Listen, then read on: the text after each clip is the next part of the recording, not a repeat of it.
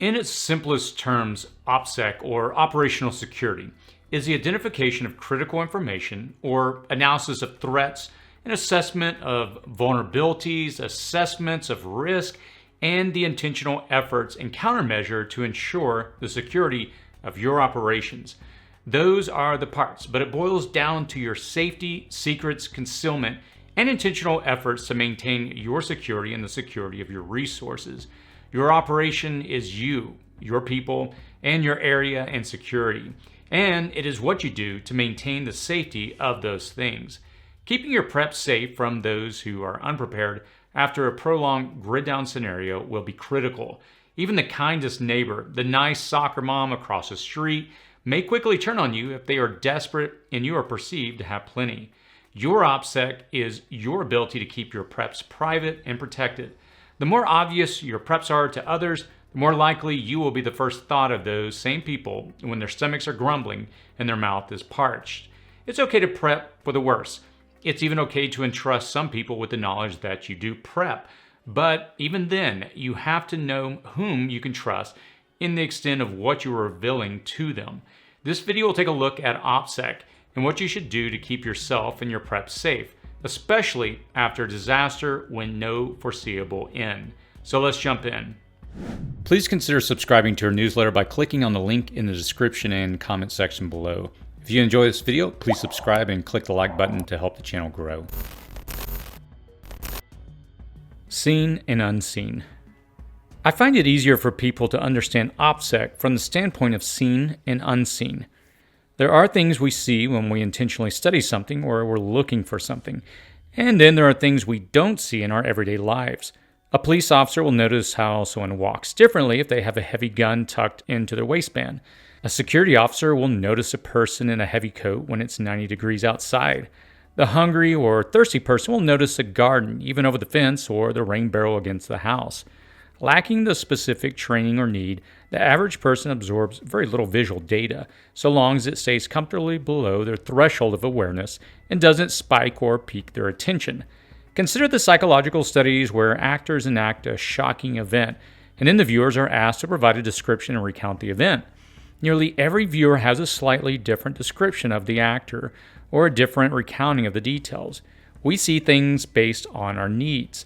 If I'm hungry, my sense of smell is heightened. It's a natural biological response.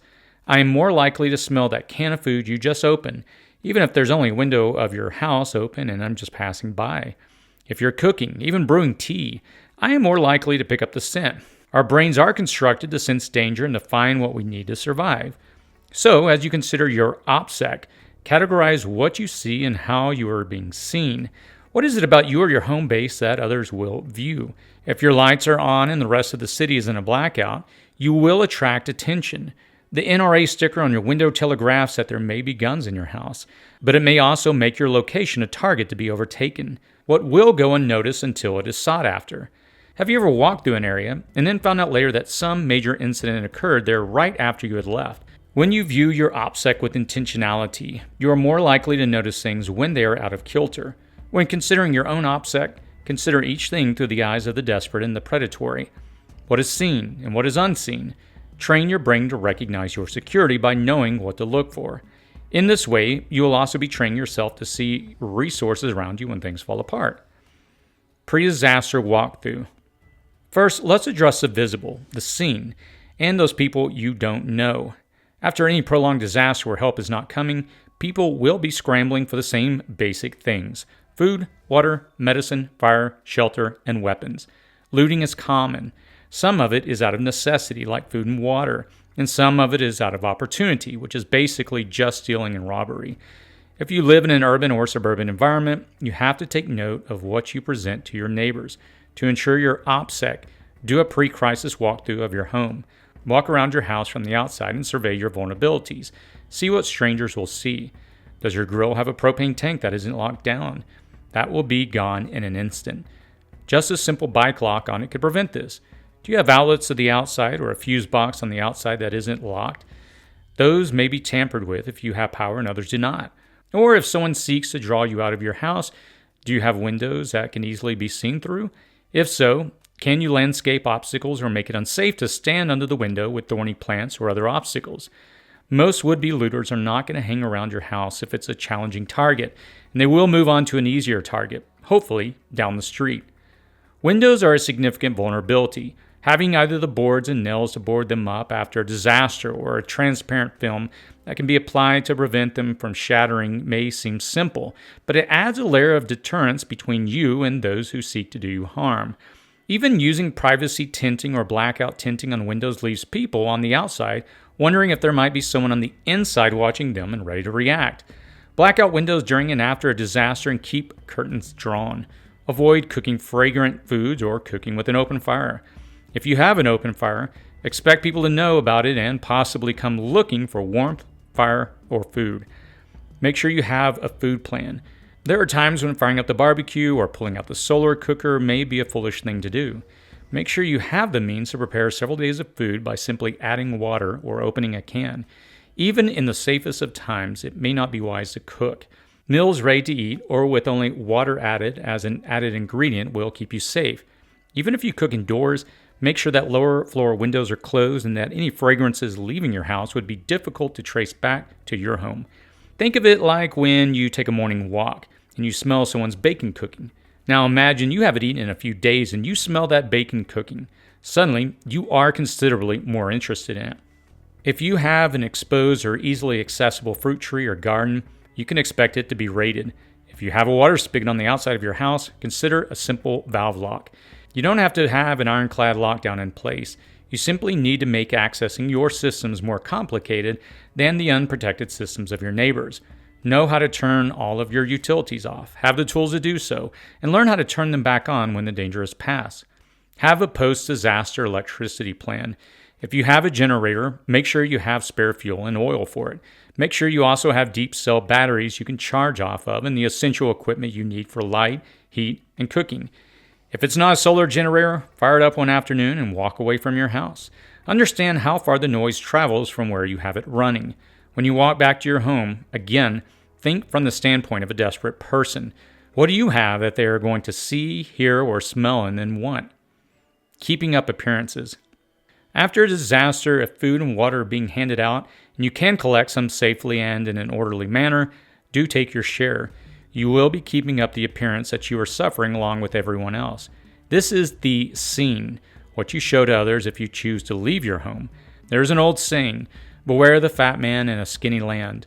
When you are seen after a disaster, you should appear to be suffering along with everyone else. Looking disheveled and unshaved with loose-fitting clothing, it can't hurt either. Regarding accepting food when you have it already, consider giving it away to others in need, but only in secret. What should remain unseen are your food and water stores. Even before disaster strikes, keep them out of view of prying eyes. If you have large water containers in your garage, make sure you also have a plain tarp draped over them and maybe some boxes stacked in front. Keep your preps concealed wherever you can, and if your space permits, don't keep them all in one place. I've known people with a walk-in pantry with a fake door built in the back that conceal even more preps. Water bricks can easily be filled and stored under a bed. Anyone desperately searching for water in your house probably won't be looking under your bed for it. Remember, even if you aren't already in the same boat, so to speak, as your neighbors, it is essential that they think you are. If your neighbor already knows that you prep but does it themselves, they are either going to come knocking asking for you to share when they get desperate, or you will have to prepare to lock down and secure your preps. Take a look at my other video on what to do when your neighbor visits you after a disaster. Keep your secrets. There are 3 groups of people you want to keep in the dark about the true extent of your preps: neighbors, family, and random strangers. The neighbors that live immediately around you may see your daily routines. On hot days, it's not uncommon for many to work in the garage with the garage door open. Friendly neighbors walking their dogs and poking their heads in to say hi is great for relationship building, but it's not good for your preps. As a rule, whatever you can conceal and remove from plain sight, you should, even if your neighbors know that you prepare somewhat for disasters. Keep your stockpiles and preps out of view. And when hauling that 50 pounds bag of rice into your home, don't go through your front door in plain view, but through your garage if possible. When it comes to a family, they tend to know more of our business. Discussions that could have gone on at get-togethers could have the whole family knowing that you prep. They may have been in your house and seen your well-stocked pantry. You may have actually encouraged them to prep, even gifted them an EDC bag, emergency radio, or freeze-dried food. At least some of them will never heed your advice and get their house in order. They are the most likely to show up at your door after SHTF.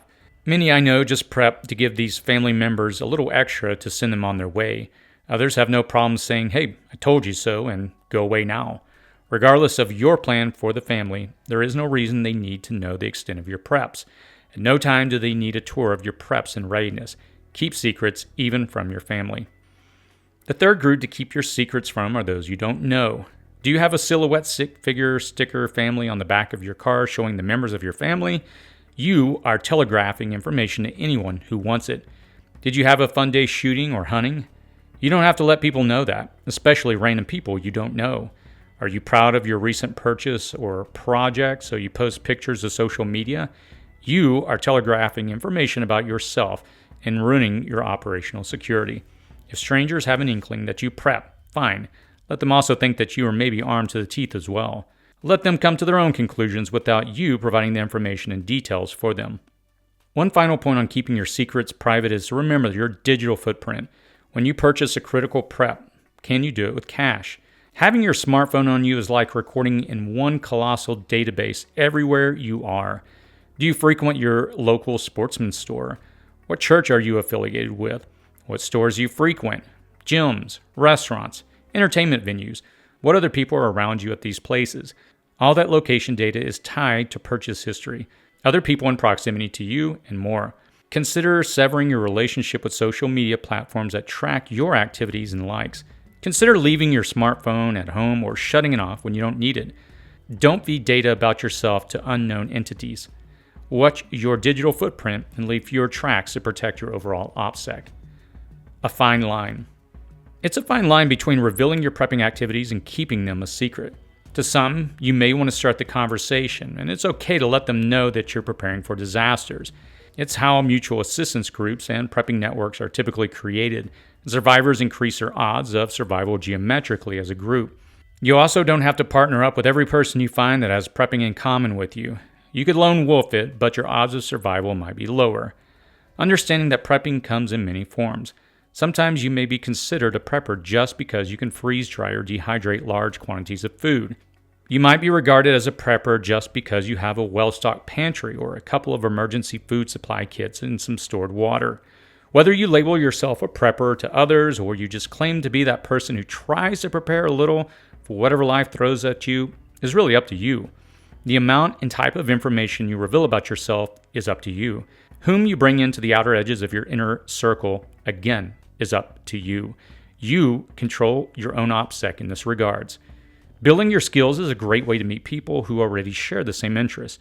Most people who take are not typically the same person out there who are trying to learn to do for themselves. The people who take are the ones who never took the time to prepare.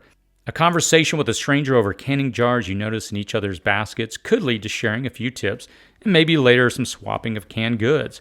Perhaps that could lead to a larger group where you find even more common beliefs and preps. Possibly your church or school activities will lead you to like-minded people, such as your child's Boy Scout troop, where honestly I've forged most of my prepper relationships. Maybe there's a club or a community class that can bring you together with others who may want to start prepping too. You can talk about prepping still without revealing what you have in your inventory. Prepping completely in secret might be necessary for you. Still, if you have the opportunity to share your activities with other like-minded individuals and build trusting relationships with them, you should. Even as you build those relationships and have these conversations, it is still essential to keep your secrets. Even the people you trust the most don't need to know everything you have in your stores. I tend to keep a low profile in regards to my preps with my neighbors and friends. When I first started, I was kind of excited to share with others, but I quickly realized that this was a huge liability. You may have shared the fact that you prep with others and have gotten this response. If things get bad, I'll come to your house. You don't want hordes of people, known and unknown to you, showing up at your door looking for a handout whenever there's a problem. For some, you don't want the government coming to your door and seizing your preps. Yet, there are many state and federal bills recently passed that allow them to do this in a declared emergency. Maintaining your operational security, keeping your secrets, Recognizing what about you is seen and taking measures to conceal and keep your preps unseen will ensure your safety and security in the present, and especially after disaster strikes. What's your OPSEC tip for others? I try to read main the comments and respond to them when I can. That's typically within the first hour of releasing a video. I can notify you when other videos become available if you take that step to subscribe to this channel. As always, stay safe out there.